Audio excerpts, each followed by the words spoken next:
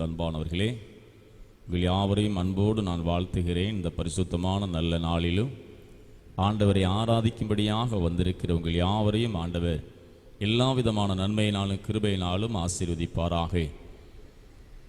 ஆராதனைக்கு ஆரம்பமாக நாம் யாவரும் கண்களை மூடி ஆண்டவரை நோக்கி பார்ப்போம்.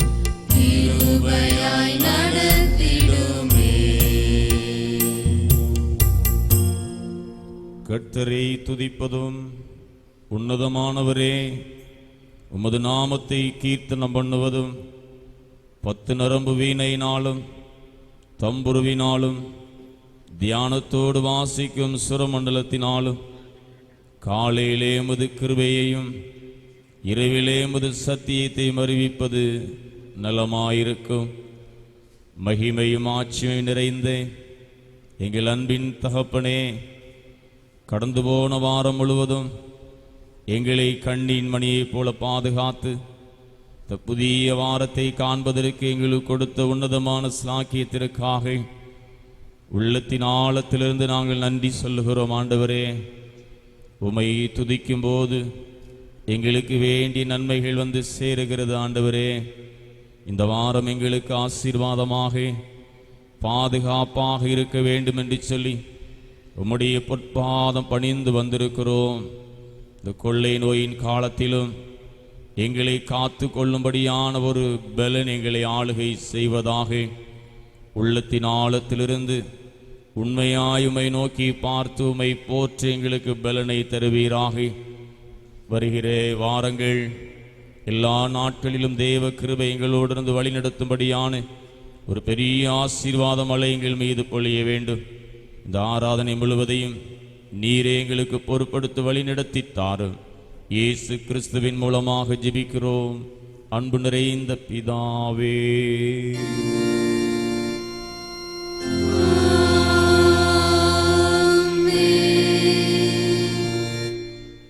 ஆண்டவருக்கு மாட்சி உண்டாகவும் ஆராதனைக்கு ஆரம்பமாகவும் நாம் யாவரும் எழுந்திருந்து கீதங்களும் கீர்த்தனைகளும் 13வது பாடலை பாடுவோம்.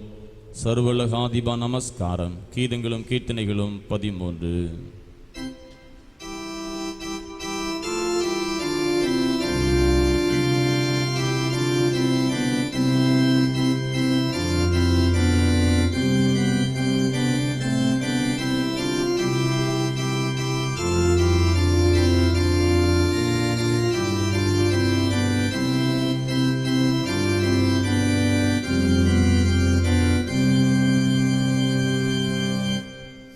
Sarvalaghadhipa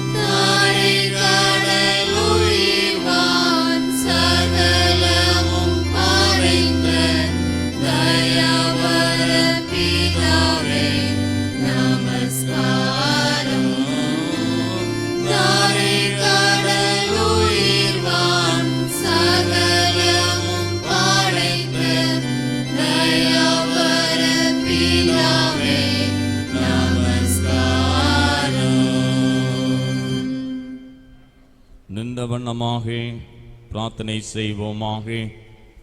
துன்மார்க்கன் தான் செய்த துன்மார்க்கத்திற்கு விலகி நியாயத்தி நீதியும் செய்வானேயாகி அவன் தன் ஆத்துமாவை பிழைக்க பண்ணுவான். என் மீறுதல்களை நான் அறிந்திருக்கிறேன், என் பாவம் எப்பொழுதும் எனக்கு முன்பாக நிற்கிறது. உங்கள் வஸ்திரங்களே அல்ல, உங்கள் இருதயங்களை கிழித்து உங்கள் தேவனாகிய கர்த்தரிடத்தில் திரும்புங்கள். அவர் இரக்கமும் மனவுருக்கமும் நீடிய சாந்தமும் மிகுந்த கிருபையும் உள்ளவே. அவர் தீங்குக்கு மனஸ்தாபப்படுவதுமாயிருக்கிறார். பிரியமானவர்களே, இந்த நல்ல வேளையிலும் கூட பாவங்களை அறிக்கையிடுவது நமது விசேஷித்த கடமையாயிருக்கிறது. அறிந்தோ அறியாமலோ பாவத்தை செய்திருந்தோம் என்று சொன்னால் அமைதியாக யாவரும் முழங்கால் படியிட்டு ஆண்டவரே என் பாவத்தை மன்னியும் என்று சொல்லி நாம் யாவரும் இறைவனை நோக்கி பார்த்து பாவங்களை அறிக்கை செய்கிற பிள்ளைகளாக ஆண்டவரை நோக்கி பார்ப்போம்.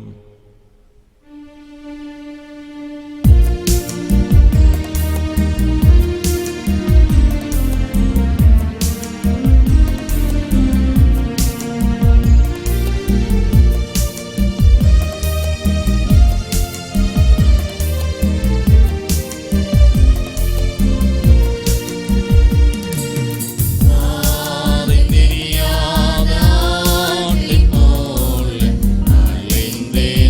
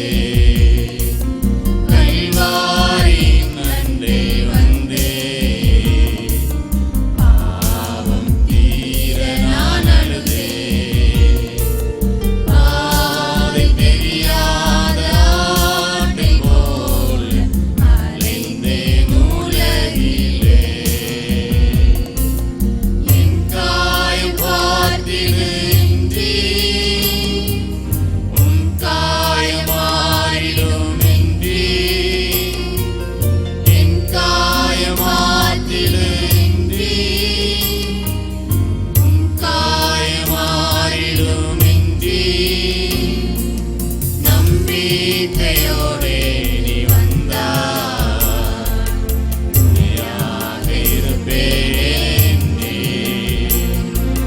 நம்பிக்கையோடே நீ வந்தாய், துணையாக இருப்பேன் நீ.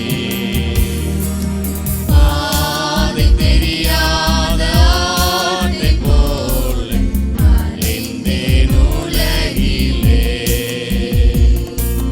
பாதை தெரியாத ஆட்டைப் போல அலைந்தேன் உலகிலே.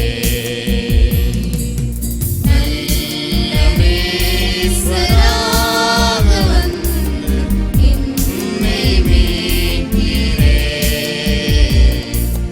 நல்ல மேய்ப்பராக வந்து என்னை மீட்கிறேன். பாவங்களை அறிக்கை செய்த பிள்ளைகளாக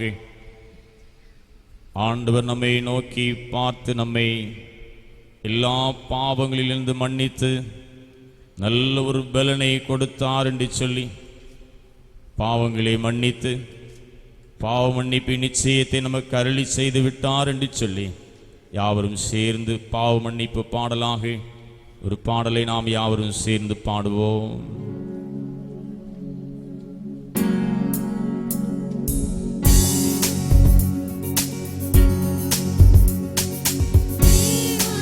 ஆவியால் விடுதலை வாழ்வினை பெற்றவர் பலரும் உண்டு. இயேசு மகாராஜன் உன்னை தான் அழைக்கிறார், நம்பி நீ ஓடி வா. தேவனின் ஆவியால் விடுதலை வாழ்வினை பெற்றவர் பலரும் உண்டு. இயேசு மகாராஜன் உன்னை தான் அழைக்கிறார், நம்பி நீ ஓடி வா. இவரும் அருள் மனிதரை மாற்றிடுவே. மங்கி போன மனம் புது வாழ்வில் மலர்ந்திடுவே. இவரும் அருள் மனிதரை மாற்றிடுவே.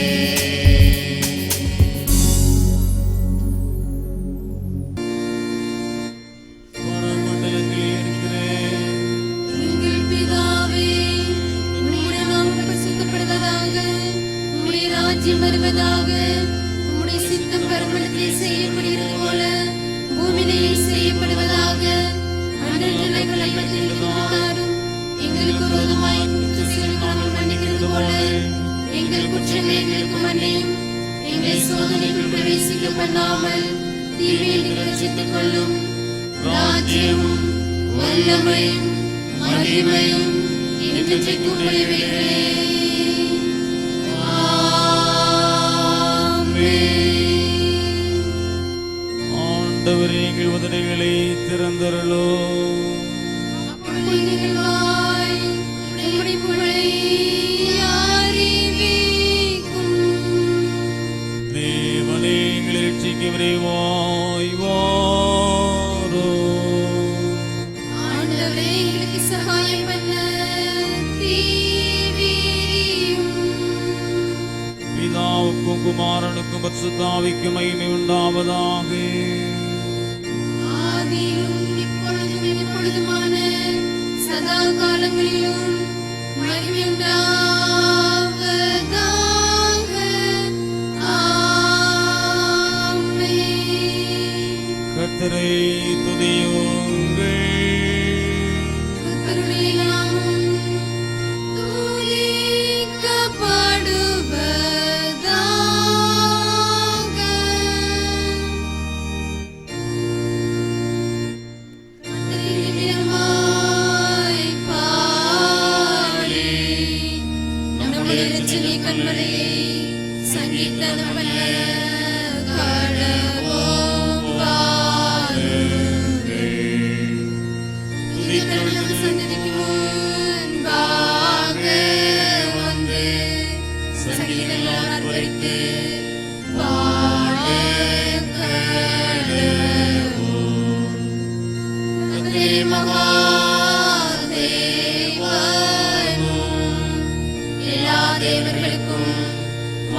ராஜ்யமும் ஆயிருக்கிறார். பூமியின் ஆழங்கள் அவர் கையில் இருக்கிறது. பர்வதங்களின் உயரங்களும் அவருடையவைகள். சமுத்திரம் அவருடையது, அவர் அதை உண்டாக்கினார். எட்டாந்தரையும் அவருடைய கரம் ஓரேவாகிற்று. நம்மை உண்டாக்கின கர்த்தருக்கு முன்பாக நாம் பணிந்து குனிந்து முழங்கால் படியிட கடவோம் வாருங்கள். அவர் நம்முடைய தேவன், நாம் அவர் மேய்ச்சலின் ஜனங்களும் அவர் கைக்குள்ளான ஆடுகளும். ஆமென். இன்று அவர் சத்தத்தை கேட்பீர்களாகில், வனாந்தரத்தில் கோபம் மூடின போதும் சோதனை நாளில் நடந்தது போல உங்கள் இதயத்தை கடினப்படுத்தாதேயுங்கள். அங்கே உங்கள் பிதாக்களை சோதித்து என்னை பரீட்சை பார்த்து என் கிரியையையும் கண்டார்கள். 40 வருஷமாய் சந்ததியை ஆலோசித்து அவர்கள் வழி போகிற ஜனம் என்றும் என்னுடைய வழியில்லாதவர்கள் என்றும் சொல்லி என்னுடைய பான்பிரசிப்பதில்லை என்று என்னுடைய கோபத்திலே ஆணையிட்டேன். பிதாவுக்கும் குமாரனுக்கும் பரிசுத்த ஆவிக்கும் மகிமை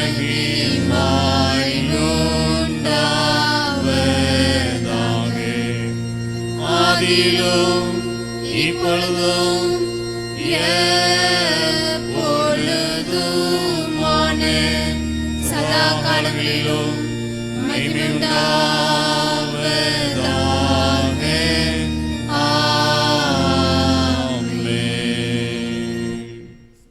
முறையாய் வாசிக்க வேண்டிய சங்கீதம் 146, 146ஆம் சங்கீதம்.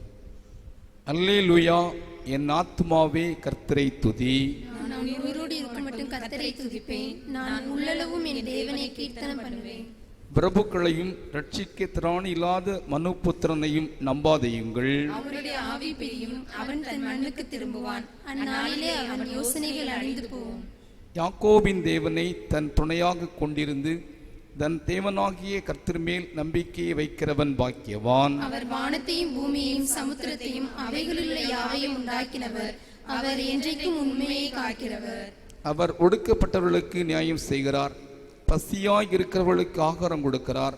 கட்டுண்டவர்களை கர்த்தர் விடுதலையாக்குகிறார். குருடரின் கண்களை கர்த்தர் திறக்கிறார். மடக்கடிக்கப்பட்டவர்களை கர்த்தர் தூக்கி விடுகிறார். நீதிமான்களை கர்த்தர் சிநேகிக்கிறார். பரதேசிகளை கர்த்தர் காப்பாற்றுகிறார். அவர் திக்கற்ற பிள்ளையையும் விதவையையும் ஆதரிக்கிறார். துன்மார்க்கரின் வழியையோ கவிழ்த்து போடுகிறார். கர்த்தர் சதா காலங்களில் அரசாளுகிறார். சீயோனே, உன் தேவன் தலைமுறை தலைமுறையாகவும் ராஜரீகம் பண்ணுகிறார். அல்லேலூயா.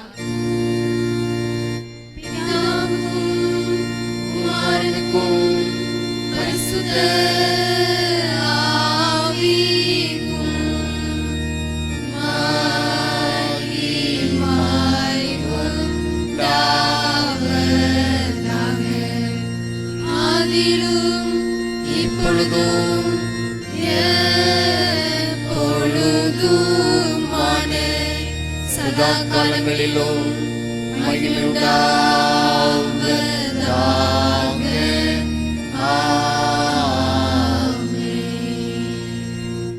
உட்காருங்கள். வாசிக்க வேண்டிய திருமறை பகுதி பரிசுத்த லூக்கா என்பவர் எழுதின நற்செய்தி நூல் 4ஆம் அதிகாரம் 14ஆம் வசனம் முதல் 24ஆம் வசனம் உடைய. லூக்கா 4 அதிகாரம் 14 முதல். இயேசு ஆவியானுடைய பலத்தினாலே கலிலேயாவுக்கு திரும்பி போனார். அவருடைய கீர்த்தி சுற்றிலும் இருக்கிற தேசமெங்கும் பரவிற்று.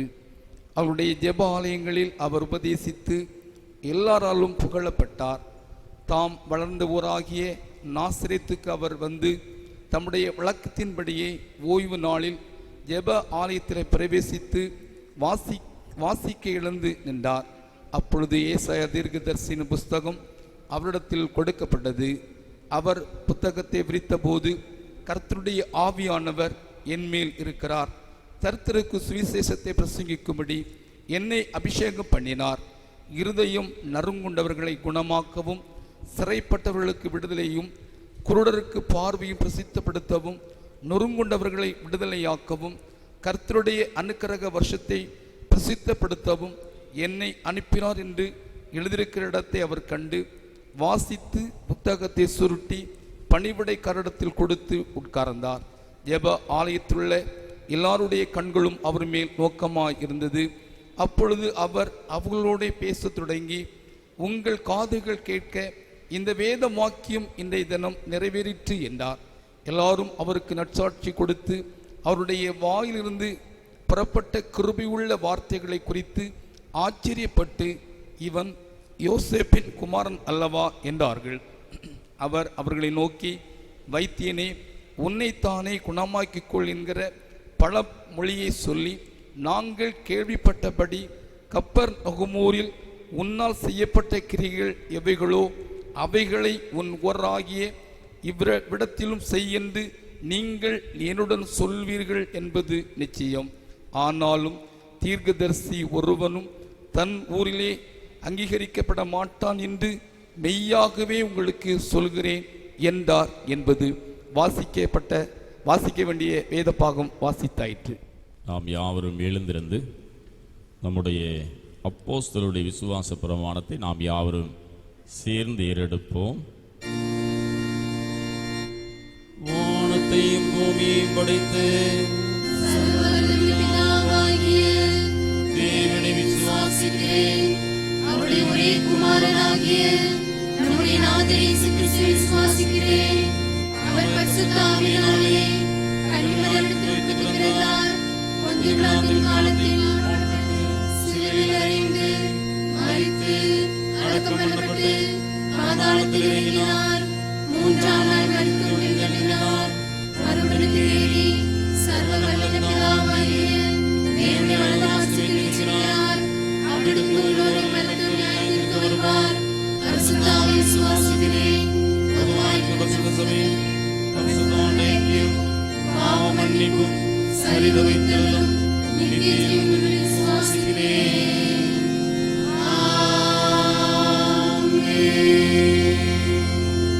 செய்திக்கு ஆயத்தமாக நாம் யாவரும் கண்களை மூடி ஆண்டவர் நம்மோடு பேசும்படியாக இறைவனை நோக்கி பார்ப்போம்.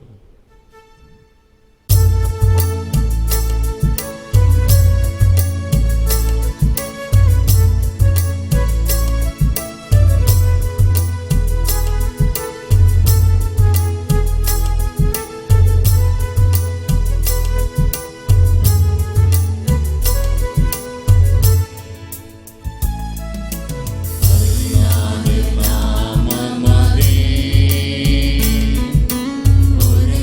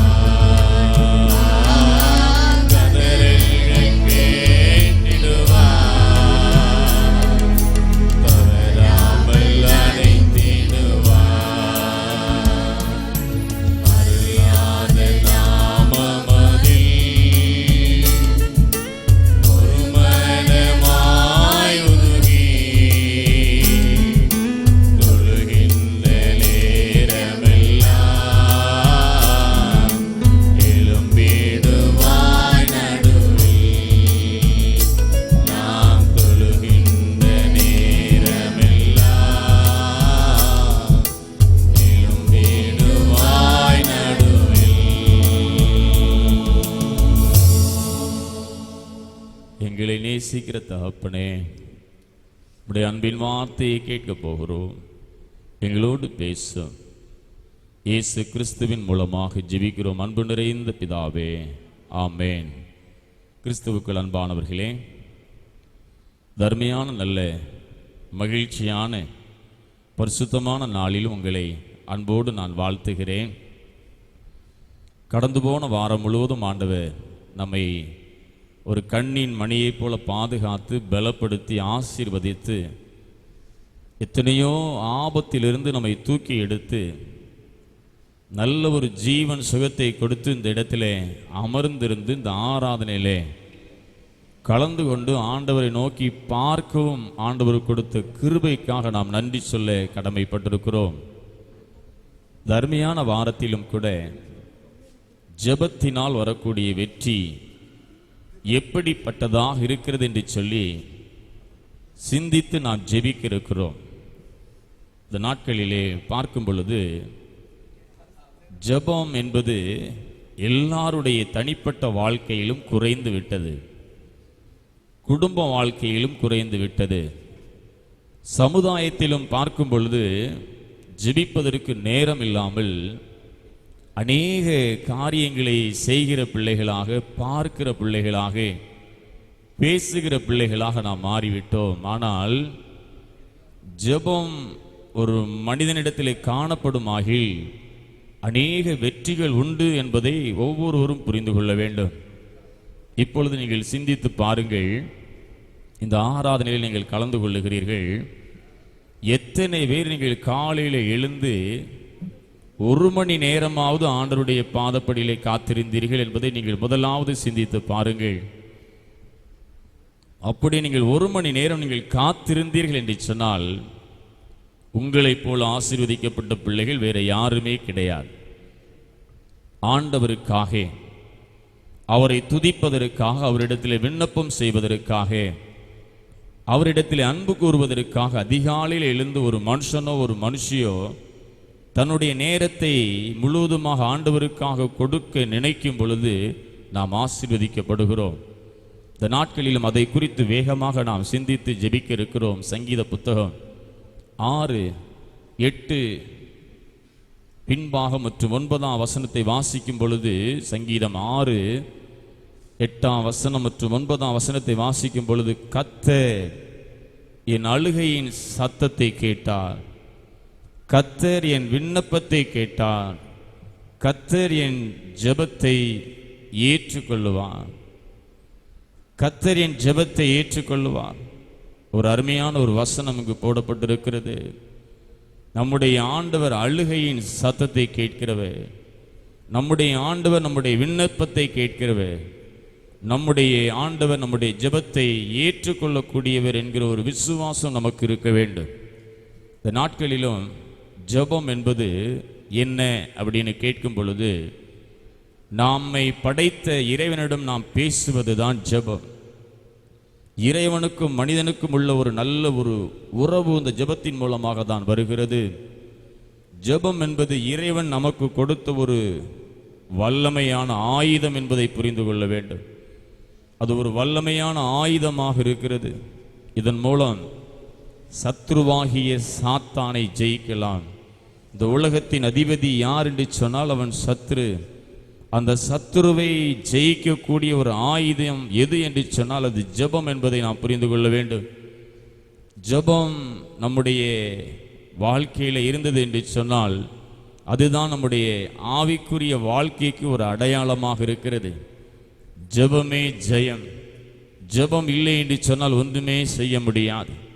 ஜெபத்தின் வல்லமையையும் அந்த ஜெபத்தின் ரகசியத்தையும் கண்டு தங்கள் வாழ்க்கையிலே வெற்றி பெற்ற பிள்ளைகள் ஏராளமான பேர் இந்த உலகத்தில் இருக்கிறார்கள். எனவே யார் யாரெல்லாம் ஜெபிக்கிறோமோ அவர்களுக்கு வெற்றி நிச்சயம், அவர்களுக்கு வெற்றி அருகிலே இருக்கிறது என்பதை நீங்கள் புரிந்து கொள்ள வேண்டும். நம்முடைய சரீரத்தில் ஒரு வியாதி, நமக்கு ஒரு பிரச்சனை, நமக்கு ஒரு வேதனை என்று சொல்லி இருக்கும் பொழுது நீங்கள் உங்களுடைய முழங்காலை மூண்டி ஜெபிக்க ஆரம்பித்து விட்டால் உங்களுடைய வெற்றி மிக அருகிலே வந்துவிட்டது என்று அர்த்தம். ஜெபிக்க ஆரம்பித்து விட்டால் எல்லாம் நமக்கு நிறைவாக வெற்றியாக முடிய போகிறது என்று அர்த்தம். சில ஜெபித்து நன்மைகளை பெற்ற தாசர்களை பார்க்கும் பொழுது மிகவும் சிறப்பான முறையில் அவர்கள் ஜெபித்து அநேக காரியங்களை செய்தார்கள். சாத்தான் நடுங்குகிற ஒரே ஆயுதம் எது என்று சொன்னால் அது ஜெபம்தான். நீங்கள் மண்டியிட்டு ஜெபிக்க ஆரம்பித்து விட்டால் அவன் நடுங்க ஆரம்பித்து விடுவான். ஆகவே ஜெப நேரத்தை எவ்வளவு தடை செய்ய முடியுமோ அவ்வளவு தடை செய்ய அவன் ஆயத்தமாக இருக்கிறான். நீங்கள் திருமறை எடுத்து வாசிக்கும் போது ஜெபிக்க முழங்கால் படியிடும் பொழுது உங்களுடைய கதவுகளை யாராவது தட்டுவார்கள், யாராவது ஒரு இடைஞ்சலை கொடுப்பார்கள்.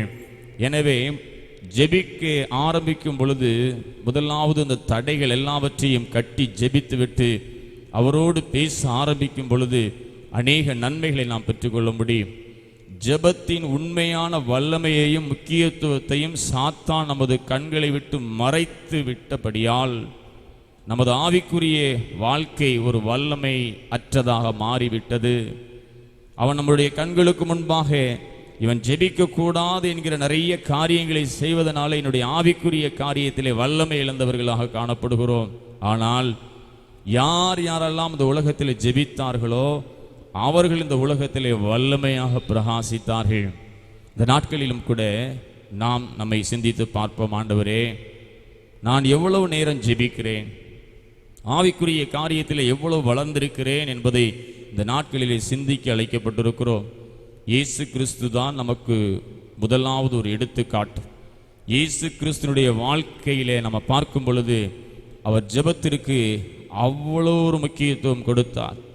ஜெபத்தில் தான் வெற்றி, வேறு எதிலும் இல்லை என்பதை இயேசு நல்ல மாதிரியாக நமக்கு வாழ்ந்து காண்பித்தார். எனவே தான் அவர் சொல்லுகிறார், நானே வழியும் சத்தியமும் ஜீவனுமாயிருக்கிறேன். நான் தான் வழி, நான் தான் சத்தியம், நான் தான் ஜீவன். இந்த உலகத்திலே நான் வாழும் பொழுது என்னென்ன காரியத்தை செய்தேனோ அதை உன்னுடைய வாழ்க்கையில் நீ கடைபிடிப்பா என்று சொன்னால் அது ஆசீர்வாதத்தை உனக்கு கொண்டு வரும். மார்க்கு 1:35 நம்ம திருமறையில் வாசிக்கும் பொழுது மார்க்கு 1:35 அவர் அதிகாலையில் இருட்டோடு எழுந்து புறப்பட்டு வனாந்தரமான ஒரு இடத்திற்கு போய் அங்கே ஜெபம் பண்ணினார். இன்றைக்கு அதிகாலையில் எழுந்து நாம் என்ன செய்கிறோம் என்பதை சிந்தித்து பாருங்கள். ஆனால் ஆண்டவராக இயேசு கிறிஸ்து நானே வழியும் சத்தியமும் ஜீவனுமாய் இருக்கிறேன் என்று சொன்ன தெய்வம் அதிகாலையிலே இருட்டோடே எழுந்து புறப்பட்டு வனாந்தரமான ஒரு இடத்திற்கு சென்று அங்கே ஜெபம் பண்ணினார். நமக்கு ஒரு முன்மாதிரியை போதிக்கிறார். இருட்டோடே எழுந்திருக்க வேண்டும்.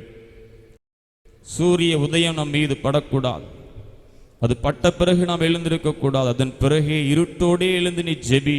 சீடர்கள் இயேசு ஜெபம் பண்ணுகிற இடத்திற்கு சென்று ஜனங்கள் எல்லாருமே தேடுகிறார்கள் அப்படின்னு அங்க போய் சொல்றான். அவர் ஜெபம் பண்ணிக்கிட்டு இருக்கிறார். இயேசு செய்த ஜெபம், அந்த அதிகாலையில் அவர் செய்த ஜெபம், அவர் அநேக ஊர்களுக்கு சென்று அவர் பிரசங்கிக்கும் பொழுது, அநேக அற்புதங்களை செய்யும் பொழுது அது அநேக வெற்றிகளை கொடுத்தது என்பதை புரிந்து கொள்ள வேண்டும். அவர் அப்படி பிதாவை நோக்கி ஜெபித்ததினாலே அநேக அற்புதங்களை அடையாளங்களை செய்தார். வாழ்க்கையில் அநேக காரியங்களை செய்து அவர் வெற்றி சிறந்தார் என்று சொல்லி திருமறையிலே நாம் பார்க்கிறோம். இந்த நாட்களிலும் கூட இயேசு கிறிஸ்துவை நாம் கட்டாயம் நோக்கி பார்க்க வேண்டும். அவர் அதிகாலையிலே இருட்டோடே எழுந்து வனாந்தரமான இடத்திற்கு சென்று ஜெபித்தார். அதே போல இன்னொரு வசனம் சொல்லுகிறது, லூக்கா எழுதின நற்செய்தி நூல் 6:12 திருமறையிலே வாசிக்கும் பொழுது லூக்கா 6:12 அவர் ஜெபம் பண்ணும்படி ஒரு மலையின் மேல் ஏறி முழுவதும் தேவனை நோக்கி ஜெபம் பண்ணி கொண்டிருந்தார். இரவு முழுவதும் இறைவனை நோக்கி ஜெபம் பண்ணி கொண்டிருந்தார். எவ்வளோ ஒரு ஜெபத்திற்கு இயேசு முக்கியத்துவம் கொடுத்தார் என்று சொல்லி பாருங்கள். இன்றைக்கு முழு இரவு ஜெபம் வைத்து ஜெபித்தால் கூட நாம் சோர்ந்து போகிறோம். பாடல்களை பாடி அநேக காரியங்களுக்காக விண்ணப்பம் பண்ணினாலும் நாம் சோர்ந்து போகிறோம். ஆனால் ஆண்டவராக இயேசு கிறிஸ்து ஜெபம் பண்ணும்படி ஒரு மலையின் மேல் ஏறி முழுவதும் தேவனை நோக்கி ஜெபம் பண்ணி கொண்டிருந்தார். அவர் சொல்றாரு, நானே வழியும் சத்தியமும் ஜீவனுமாய் இருக்கிறேன். முழுவதும் நான் ஜெபித்திருக்கிறேன். அவர் இரவு முழுவதும் ஜெபித்ததுனால வெற்றி உண்டு என்பதை உணர்ந்து ஜெபித்து சீடர்களை தேர்ந்தெடுக்கிறார். 12 சீடர்களை தேர்ந்தெடுக்கணும். அதற்கு முந்தின காலங்களிலே நான் 12 சிறப்பான சீடர்களை தெரிந்தெடுக்க வேண்டும் என்று முழுவதும் அவர் ஜெபித்தார் என்று சொல்லி வேதம் கூறுகிறது. 12 சீடர்களை ஜெபித்து தேர்ந்தெடுத்த பிள்ளைகளினால இன்றைக்கு உலகம் முழுவதும் திருச்சபை கட்டப்பட்டு அநேகர் இயேசு கிறிஸ்துவை ஏற்றுக்கொண்டு இன்றைக்கு நாமும் ஆண்டவரை ஆராதித்து கொண்டிருக்கிறோம். அன்றைக்கு அவர் முழுவதும் ஜெபித்ததனாலே அப்படிப்பட்ட ஒரு வெற்றியுள்ள வாழ்க்கை அநேகருக்கு கிடைத்திருக்கிறது. இன்றைக்கு நம்முடைய வாழ்க்கையை யோசித்து பார்ப்போம். எத்தனையோ பாடு, எத்தனையோ வேதனை, ஒரு சிறிய பிரச்சனை என்று சொன்னாலும் நம்மளால் வாழ முடியல. சோகம், சமாதானம் இழந்து காணப்படுகிறோம். சந்தோஷம் இல்லை, சமாதானம் இல்லை, சரீரத்தில் எத்தனையோ வேதனைகள். ஆனால் இறைவன் சொல்லுகிறார், ஜெபம் செய், உனக்கு நான் வெற்றியை கொடுப்பேன். விழுந்த இடத்திலே உன்னை மீண்டுமாக எழுந்திருக்க பண்ணி உன்னுடைய பெயரை நான் பெருமைப்படுத்துவேன். உனக்கு வந்த எல்லா விதமான காரியங்களும் ஒரு கனவை போல மறைந்து போகக்கூடிய ஒரு வல்லமை நான் உனக்கு கொடுப்பேன். நீ செய்யக்கூடிய காரியம் ஜெபி. நான் அதிகாலையில் எழுந்து இருட்டோடு எழுந்து வனாந்தரத்திற்கு ஜெபித்ததைப் போல நீயும் போய் ஜெபி. நான் முழுவதும் ஜெபித்தது போல நீயும் ஜெபி. உனக்கு வெற்றி நிச்சயம். அதில் ஏராளமான வெற்றி இருக்கிறது என்பது அது நிச்சயம் என்பதை உணர்ந்த பிள்ளைகளாக, ஆண்டவரே நான் ஜெபிக்க போறேன், இன்னையிலிருந்து நான் ஜெபிப்பேன் ஆண்டவரே, இன்னையிலிருந்து உம்மை நோக்கி நான் பார்ப்பேன் என்று சொல்லி ஒரு வார்த்தை சொல்லுங்க.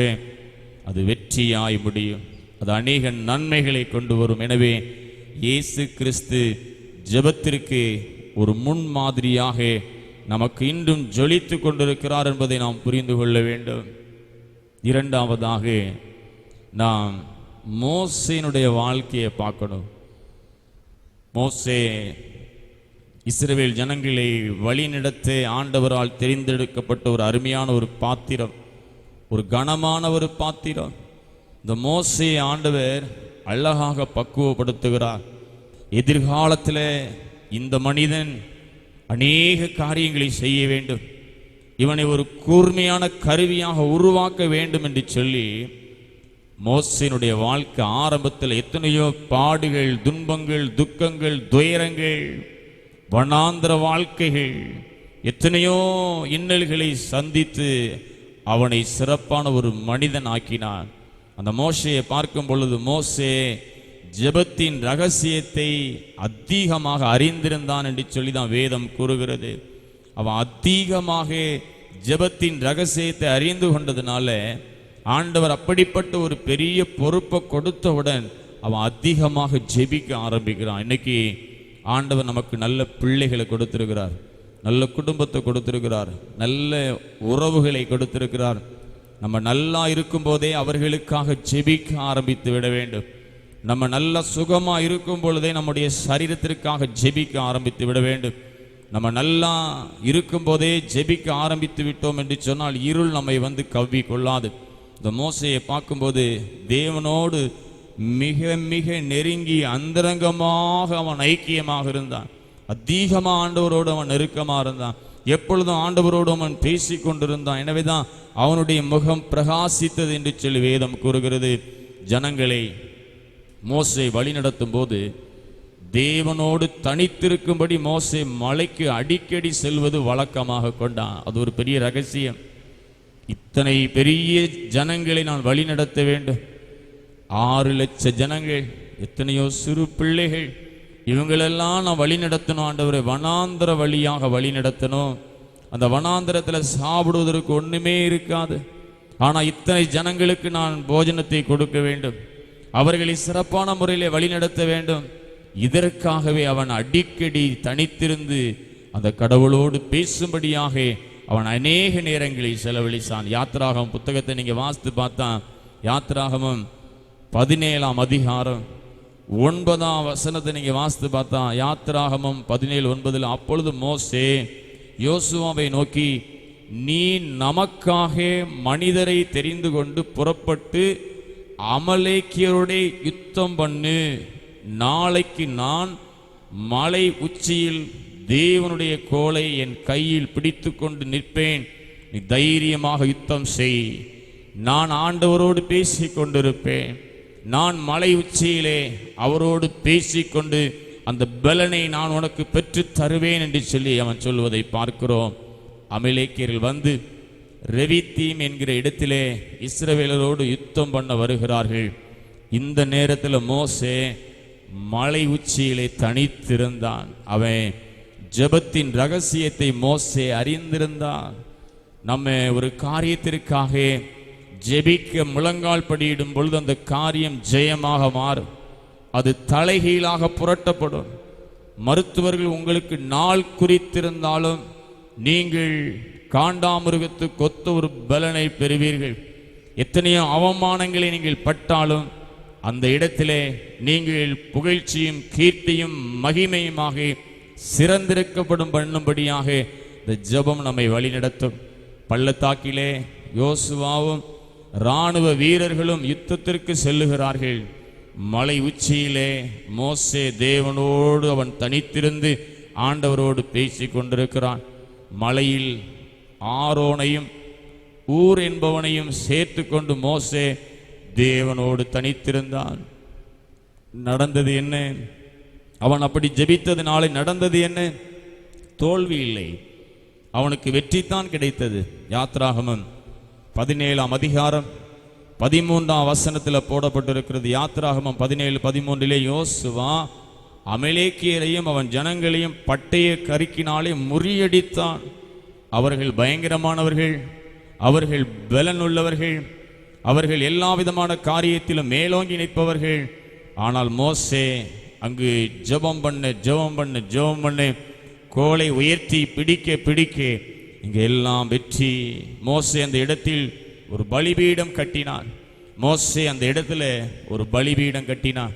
என் தேவனிடத்தில் நான் ஜெபம் பண்ணேன், எனக்கு ஆண்டவர் வெற்றியை கொடுத்தார் என்று சொல்லி எந்த இடத்திலிருந்து அவன் ஜெபித்தானோ, எந்த இடத்துல கோலை உயர்த்தி அவன் நோக்கி பார்த்தானோ அந்த இடத்துல ஒரு பலிபீடம் கட்டி அதற்குத்தான் யெகோவா நிசி என்று சொல்லி பெயரிட்டான். யெகோவா நிசி, என் தேவன் நிச்சயமாக அவர்களை விடுவித்து ஆசீர்வதித்தான். சோர்ந்து போகாமல் ஜெபிக்க வேண்டும். சோர்ந்து போன வேளையிலே தாங்கும்படியாக ஆரோனும் ஊரும் அவர்களுக்கு இருந்தார்கள் என்று சொல்லி பார்க்கிறோம். இன்னைக்கு நம்ம சிந்திக்கணும், ஆண்டவரே என்னுடைய வாழ்க்கையில எத்தனையோ சோர்வுகள், எத்தனையோ பலவீனங்கள், ஆனாலும் என்னுடைய ஜெபம் எப்படி இருக்கிறது? விடாப்பிடியா ஜெபிக்கும் போது சரீரத்தில் எவ்வளவுதான் பலவீனம் இருந்தாலும் சரி, நான் ஆண்டவரோடு பேசுவேன், நான் ஆண்டவரோடு உறவாடுவேன் அப்படின்னு சொல்லி பாருங்க, உங்களுடைய வாழ்க்கை மாறும், உங்களுடைய சரீரம் பிரகாசிக்கும். எவ்வளவு பெரிய வியாதி உங்களுடைய சரீரத்தை ஆட்கொண்டிருந்தாலும் அதெல்லாம் நீங்கி ஒரு நல்ல ஒரு ஆரோக்கியத்தை நீங்கள் பெறுவீர்கள். குடும்பத்திலே எத்தனையோ இன்னல்களை சந்தித்தாலும், எத்தனையோ கடன் தொல்லைகளில் இருந்தாலும் அவையெல்லாம் மாற்றப்பட்டு நல்ல ஒரு செழிப்பை காண்பீர்கள். அதற்கு மோசே ஒரு பெரிய ஒரு சாட்சியாக இருக்கிறார். மூன்றாவதாக, இந்த ஜெபத்தினால் வல்லமையினால் பெரிய வெற்றியை கண்டது பவுல், அப்போஸ்தலனாகிய பவுல். இந்த அப்போஸ்தலனாகிய பவுல் நமக்கு ஒரு நல்ல ஒரு முன்மாதிரியாக இருக்கிறார். அவர் அதிகமாக ஜெபித்ததுனால அநேக காரியங்கள் அவர் வெற்றி பெற்றார். அவருடைய ஆரம்ப கால வாழ்க்கையை பார்க்கும் பொழுது ஆண்டவருக்கு விரோதமாக இருந்த ஒரு மகன், ஆனால் ஆண்டவரை ஏற்றுக்கொண்ட பிறகு அதிகமாக ஆண்டவரோடு உறவாட ஆரம்பிக்கிறார், ஆண்டவரோடு ஜெபிக்க ஆரம்பிக்கிறார். பவுல் தன்னுடைய ஆவிக்குரிய வாழ்க்கையில் ஆரம்ப காலம் முதலே ஜெபத்தில் அதிகமாக தரித்திருந்தான் என்று சொல்லி தான் வேதம் கூறுகிறது. ஜெபமே ஜெயம். எந்த ஒரு மனுஷன் அந்தரங்கத்தில் முழங்கால் படியிட்டு மண்டியிடுகிறானோ அவன் வெளி உலகத்தில் யாருக்கும் மண்டியிட மாட்டான். வெளி உலகத்தில் அவன் யாருக்கும் மண்டியிட தேவையில்லை. ஆண்டவர் அவர்களோடு இருந்தவர்களை பலப்படுத்துவார். கலாத்தியர் 1ஆம் அதிகாரம் 16ஆம் வசனத்தை வாசிக்கும் பொழுது, கலாத்தியர் 1:16 தம்முடைய குமாரனை நான் புறஜாதிகளிடத்தில் சுவிசேஷமாய் அறிவிக்கும் பொருட்டாக அவரை எனக்குள் வெளிப்படுத்த பிரியமாயிருந்த போது உடனே நான் மாம்சத்தோடும் இரத்தத்தோடும் யோசனை பண்ணாமலும், 17ஆம் வசனத்தில் எனக்கு முன்னே அப்போஸ்தலர்களானவர்களிடத்திலே எருசலேமுக்கு போகாமலும் அரபு தேசத்திற்கு புறப்பட்டு போய் என்று இருக்கிறது. அவன் என்ன செஞ்சிருக்கிறான்? எருசலேமுக்கு போகல, யார்ட்டையும் போய் எதுவும் கேட்கல, அரபு தேசத்திற்கு போய் என்னையும் ஒரு அப்போஸ்தலனாக தெரிந்தெடுத்தார் என்று சொல்லி கிறிஸ்துவுக்கு பின் 37, 38ஆம் ஆண்டுகள் பாலைவனத்திலே பவுல் அப்போஸ்தலன் தனித்திருந்து ஜெபித்தான். அதுதான் அவனுடைய வாழ்க்கையின் ரகசியம். கிறிஸ்துவுக்கு பின்பு 37, 38 ஆண்டுகளிலே இந்த பவுல் அப்போஸ்தலன் பாலைவனங்களிலே 2 வருட காலமாக தனித்திருந்து ஜெபித்தார். இறைவனோடு உறவாடுதல். இதுதான் சரித்திரம் கூறுகிறது. கிறிஸ்துவை பற்றிய மறைபொருளை ஆழ்ந்த முறையிலே புரிந்து கொள்ள அது உதவி செய்தது என்று எழுதப்பட்டிருக்கிறது. இன்றைக்கு எத்தனை பேர் நாம் காத்திருக்கிறோம்? ஊழியம் செய்வதற்கு முன்பதாக எத்தனை பேர் இப்படி காத்திருக்கிறோம்? ஒரு பொருளை வாங்குவதற்கு முன்பதாக எத்தனை பேர் ஆண்டவரிடத்தில் விசாரித்து அந்த பொருளை வாங்குகிறோம்? ஒரு நல்ல காரியத்தை வீட்டிலே நடத்தும் பொழுது எத்தனை பேர் ஆண்டவரிடத்தில் விசாரித்து அந்த காரியத்தை செய்கிறோம்? பவுல் அப்போஸ்தலன் ஊழியத்திற்கு வருவதற்கு முன்பதாக அரபு தேசத்திலே வனாந்திரத்திலே அவன் தனித்திருந்தான். இந்த ஜெபத்தின் மூலம் பவுல் அப்போஸ்தலன் 3 மறை பரப்பு நல்ல ஒரு பயணத்தை அவர் மேற்கொண்டார். 3 பயணங்கள். அந்த 3 பயணத்தின் மூலமாக எத்தனையோ திருச்சபைகளை அவர் ஏற்படுத்தினார், எத்தனையோ சபைகளை அவர் நிறுவினார். இந்த சபைகளை நிறுவுவதற்கு, இந்த திருச்சபையை ஏற்படுத்துவதற்கு அந்த ஆண்டவரோடு தனித்திருத்தல் தான் அவ்வளோ பெரிய ஒரு காரியத்தை செய்தது. சாதாரணமாக ஊழியத்தை செய்ய முடியாது. தனித்திருந்து அதிகமாக இறைவனோடு போராடி ரா பகல் என்று சொல்லி பாராமல் இறைவனோடு ஒரு மனுஷன் ஒரு மனுஷி பேசுவார்களாகி அவர்களை கொண்டு ஆண்டவர் பெரிய காரியங்களை செய்வார். திருமறையிலே 14 நூல்களை எழுதி இன்றைக்கு நாம் அதை வாசிக்கக்கூடிய அளவுக்கு, அதை சிந்திக்கக்கூடிய அளவுக்கு மகா ஞானத்தை பெற்றார். ஏன்? அவர் தனித்திருந்து ஜெபம் செய்ததுனால இவ்வளவு பெரிய ஒரு காரியம். இயேசு கிறிஸ்துவை நாம் நோக்கி பார்த்தோம், மோசேயை நோக்கி பார்த்தோம், பவுல் அப்போஸ்தலனை நோக்கி பார்த்தோம். அவர்கள் எல்லாரும் ஜெபித்தார்கள். இன்றைக்கு நாம் ஜெபிக்கிறோமா? இன்று நம்முடைய ஜெப வாழ்க்கை எந்த அளவிலே வெற்றியை கொடுக்கிறது? இன்றைக்கு நம்ம சிந்திக்கணும். இன்றைக்கு நம்முடைய ஜெப வாழ்க்கை எந்த அளவிலே வெற்றியை கொடுக்கிறது? என்னுடைய வாழ்க்கையிலே நான் இன்றைக்கு யோசித்து பார்க்கிறேன். எத்தனையோ பலவீனங்களில் நான் சிக்கிக்கொண்டேன். அந்த நேரத்தில் எல்லாரும் கைவிடப்பட்ட ஒரு நிலைமையிலும், எல்லாரும் வித்தியாசமாக பார்க்கக்கூடிய ஒரு நிலைமையிலே, அநேக மருத்துவர்கள் கைவிடப்பட்ட நிலைமையிலே இறைவன் என்னை தொட்டார். அந்த தொட்ட மாத்திரத்திலே நான் இறைவனோடு சொன்ன ஒரு வார்த்தை, ஆண்டவரே, நான் அதிகாலையில் 3 மணிலிருந்து 4 மணி வரைக்கும் உம்மண்டைக்கு வருவேன். வலுவிழந்து போன என்னுடைய சரீரத்தை நீங்கள் பலப்படுத்தணும். எனக்கு நடக்க முடியல, என்னால் ஒன்றுமே செய்ய முடியல, சத்ருவின் போராட்டங்கள் அதிகமாக இருக்கிறது. எனக்கு மீண்டுமாக காண்டாமிருகத்துக்கு ஒத்த ஒரு பலனை எனக்கு கொடுக்கணும் அப்படின்னு சொல்லி நான் இறைவன்கிட்ட கேட்டேன்.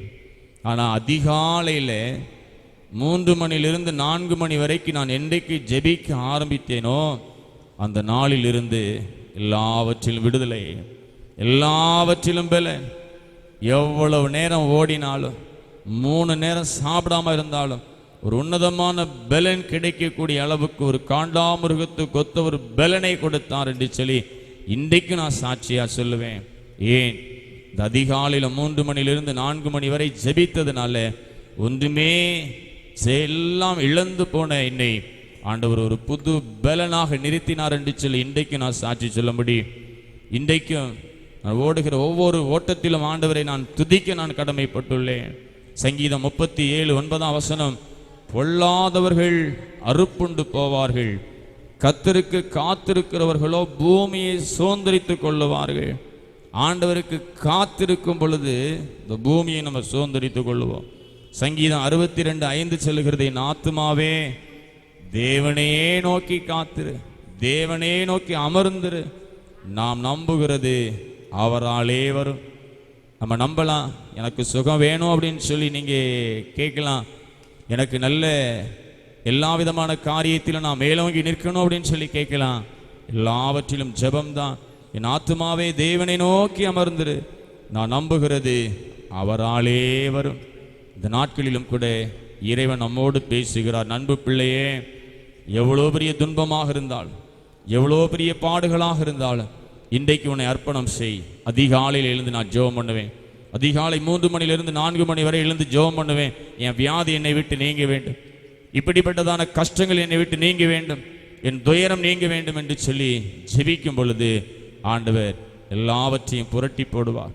எவ்வளவுதான் தடை இருந்தாலும் அந்த தடை அந்த சுவரின் மேல் கொடி படர்வதைப் போல தடையை தாண்டி நீங்கள் செல்லக்கூடிய ஒரு ஆசீர்வாதத்தை கொடுப்பார். எனவே ஜெபமே ஜெயம்.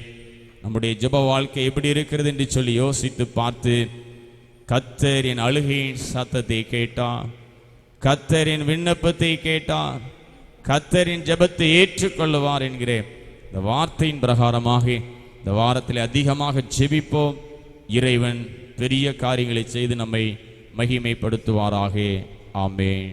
ஆண்டவருடைய வார்த்தையை கேட்ட நாம் கண்களை மூடி ஜெபித்து ஆண்டவருடைய ஆசீர்வாதத்தை பெற்றுக்கொள்ளுவோம். நல்ல ஒரு வார்த்தையை கேட்டோம். ஜெபமே ஜெயம். நம்முடைய வாழ்க்கையிலே ஆண்டவர் ஜெப ஆவியை ஊற்றும்படியாக இந்த வாரத்திற்குரிய நல்ல ஆசீர்வாதங்களை பெற்றுக்கொள்ளும் வண்ணமாக கண்களை மூடி யாவரும் இறைவனை நோக்கி பார்ப்போம். கர்த்தருக்கு காத்திருப்போ, யாரும் வெட்கப்பட்டு போவதில்லை. கர்த்தருக்கு காத்திருப்போ, யாரும் வெட்கப்பட்டு போவதில்லை.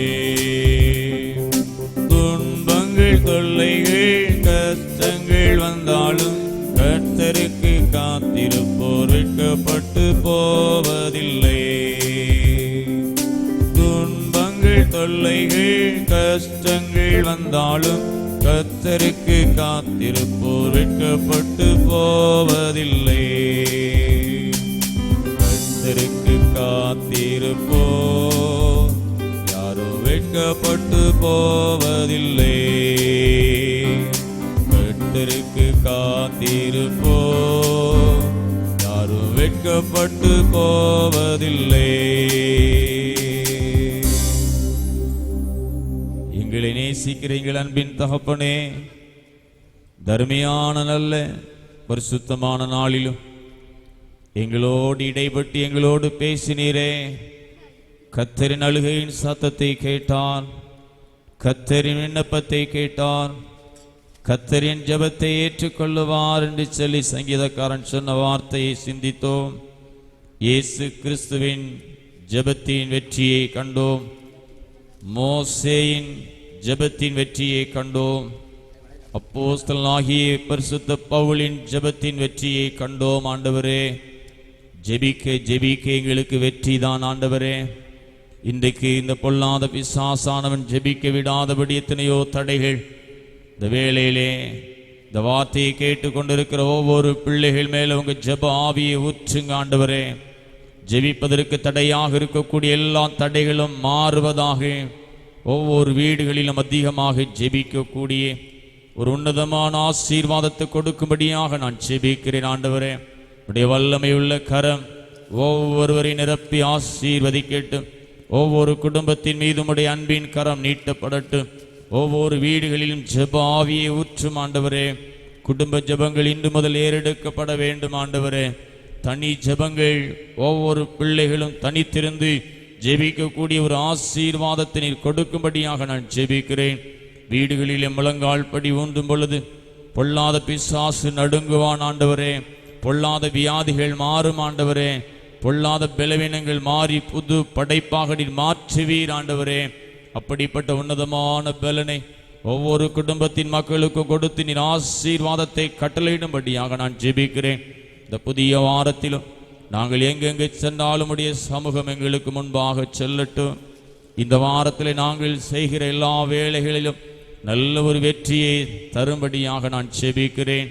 இந்த கொள்ளை நோயின் காலங்களிலே இனி கொள்ளை நோய் பரவாமலும் எங்களை வந்து தாக்காமலும் இந்த உலகத்தில் நல்ல ஒரு அமைதியை நீர் கட்டளையிடும்படியாக நான் ஜெபிக்கிறேன். ஆண்டவரே, இந்த உலகம் முழுவதும் அச்சுறுத்தலுக்குள்ளாக நாங்கள் இருக்கிறோம், பயத்தோடு இருக்கிறோம், நடுக்கத்தோடு இருக்கிறோம். ஆண்டவரே, உம்முடைய இரக்கத்தை எங்களுக்கு நீர் காட்டுவீராக. உம்முடைய இரக்கம் எங்கள் மேல வந்து அமரும்படியாக நான் ஜெபிக்கிறேன். எங்களுடைய வலது பாசத்திலிருந்து எங்களை காத்துக்கொள்ளும். எங்களுடைய கரங்களை பிடித்து நீர் வழி நடத்தும். ஆண்டவரே, ஒவ்வொரு வீடுகளின் நிலை கால்களிலே உம்முடைய இரத்தத்தை பூசுகிறோம். ஆண்டவரே, ஒவ்வொரு வீடுகளிலும் உம்முடைய இரத்தத்தை தெளிக்கிறோம். ஆண்டவரே, உம்முடைய இரத்தம் ஜெயம். ஆண்டவரே, அது வெற்றியை கொடுக்கும். ஆண்டவரே, இந்த வாரத்தில் எங்களுக்கு நல்ல சரீர சுக பலனை கொடுத்து வெளியே செல்லும் பொழுது உம்முடைய சமூகம் முன் சென்று எங்களை காத்து வழிநடத்தும்படியாக ஜெபிக்கிறோம். நல்ல பரிசுத்தத்தை தாரும், ஆவியின் கனிகளை தாரும், நல்ல வரங்களை எங்களுக்கு தாரும், உமக்காக ஜீவிக்கக்கூடிய நல்ல ஒரு பாக்கியத்தை தாரும். ஆண்டவரே, வீணாக பேசாதபடி, வீணாக சிந்திக்காதபடி, உம்முடைய வேதத்தின் மீது இரவும் பகலும் தியானமாக இருந்து ஜெபிக்கக்கூடிய ஒரு ஆசீர்வாதத்தை கொடுப்பீராக. ஆண்டவரே, நன்றாக கூடி கூடி நாங்கள் குழுவாக இணைந்து ஜெபிக்கவும், தனியாக மன்றாடி ஜெபிக்கவும் நல்ல ஒரு ஜெப ஆவி எங்களுக்கு கொடுத்த ஆசீர்வாதத்தை கட்டளையிடும்படியாக நான் ஜெபிக்கிறேன். ஒவ்வொரு குடும்பத்தையும் வேலையடையும் அப்பா, ஒவ்வொரு குடும்பத்தையும் வேலையடையும். ஆண்டவரே, ஒவ்வொரு வீடுகளில் உள்ள வாகனங்களை நீர் வாகனத்தில் புறப்பட்டு செல்லும் பொழுது நல்ல பாதுகாப்பை கொடுத்து ஆசீர்வதிக்கும்படியாக நான் ஜெபிக்கிறேன். ஒவ்வொரு குடும்பத்திலும் எது தேவையோ உம்முடைய சித்தத்தின்படி கொடுத்துள்ளோம். தடைகள் எல்லாம் மாறட்டும். இந்த வேளையிலே வீடுகளில் இருந்து என்ன சொல்லி ஜெபிக்கிறார்களோ அந்த விண்ணப்பத்தை ஏற்றுக்கொள்ளும். பிள்ளைகளுக்கு விடுதலையை கொடும், சந்தோஷத்தை கொடும். இந்த வாரம் எங்களுக்கு ஆசீர்வாதமாக அமையட்டும். அப்பா, எங்களை காத்து கொள்ளும். ஆண்டவரே, இப்பொழுது ஜெபித்து கொண்டிருக்கிற ஒவ்வொருடைய சிரசின் மீதும் உங்க அன்பின் கரத்தை வைத்து நல்ல தீர்க்காயலையும் நல்ல சமாதானத்தையும் நல்ல சந்தோஷத்தையும் கொடுத்து நீரே வழிநடத்தும்.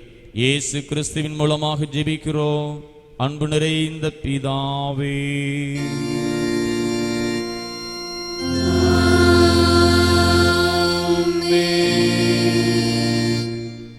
நம்முடைய கர்த்தராகிய இயேசு கிறிஸ்துவினுடைய கிருபையும் பிதாவாகிய தேவனுடைய அன்பும் தூய ஆவியின் கூட்டுறவும் நாம் அனைவரோடும் கூட என்றென்றும் நிலைத்திருப்பதாக.